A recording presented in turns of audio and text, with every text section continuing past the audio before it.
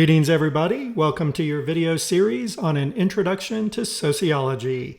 The topic for this video, the Davis-Moore Thesis. Let's get started.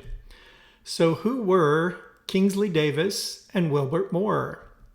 Davis and Moore were functionalists. If you remember from our earlier discussion on structural functionalism, that means that these guys believe that society is a structure that is made up of all of these various parts, and each part serves a function, be it manifest, latent, or dysfunction.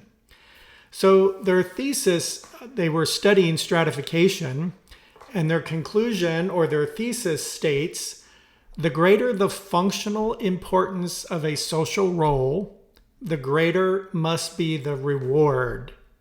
Remember, how do we reward in U.S. society? Through power, prestige, and money. Davis and Moore go on to say certain jobs in society are more valuable than others, and qualified people must be rewarded accordingly in order to fulfill these roles. In other words, if the rewards are not great enough, then people will not undertake what it is that's needed for them to assume these important roles. So basically, they're saying that it is hard work and motivation and merit that determines where a person is going to fall in the social stratification system. The question we want to ask, is this true in the United States? Are rewards equal to the functional importance of a social role? Well, let's look at some examples. LeBron James, one of the greatest basketball players of all time, makes around $37 million. Also looking at Dwayne Johnson, also an athlete turned movie star, makes around $87 million based on his movies and his endorsements, etc. Same with LeBron James, not just his salary, but his endorsements and all the things that come with being a great basketball player. So that's a lot of money. Davis and Moore would say, well, hey, they're worth it. They earned it. We as a society have decided their roles are important enough, and therefore we're going to give them all of this money as a way of saying, hey, good job. Now, let's look at the average public school teacher salary in New Mexico. That averages about $54,500 a year. The average police officer salary in New Mexico, similar, about $53,600. Now, the question we're left with is, are basketball and movies more important than education and public safety? If, according to Davis and Moore, we have determined that teachers and police officers or first responders are really important and valuable roles in our society, then why are we not paying them millions of dollars in the same way that we're paying athletes and movie stars? So enter Melvin Tumin. Melvin Tumin looked at Davis and Moore and their thesis on social stratification and its importance in a society in determining how we're going to reward the roles that we have decided are most important.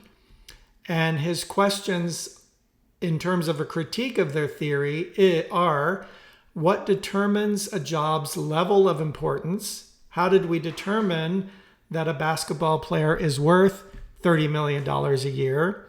And how did we determine that a public school teacher is only worth $53,000 a year?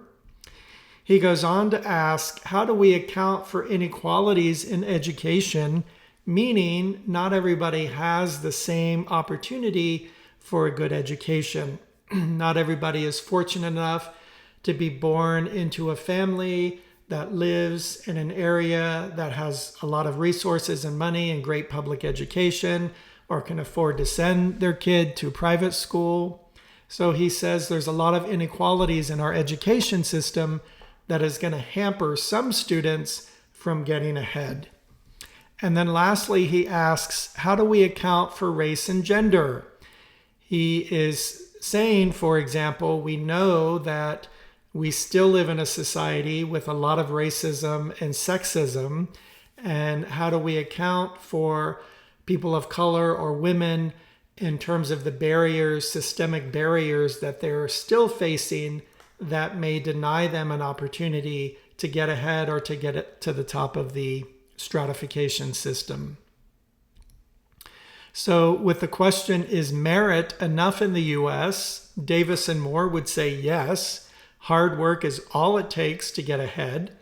But Melvin Tumin would say, no, merit is not enough, that we have to somehow take into consideration the inequalities that are built into our society, whether it be with race, gender, or a host of other issues that we know some certain groups of people face obstacles, discrimination, and barriers than other groups. Again, this all ties in nicely to our class theme 2, opportunity and motivation.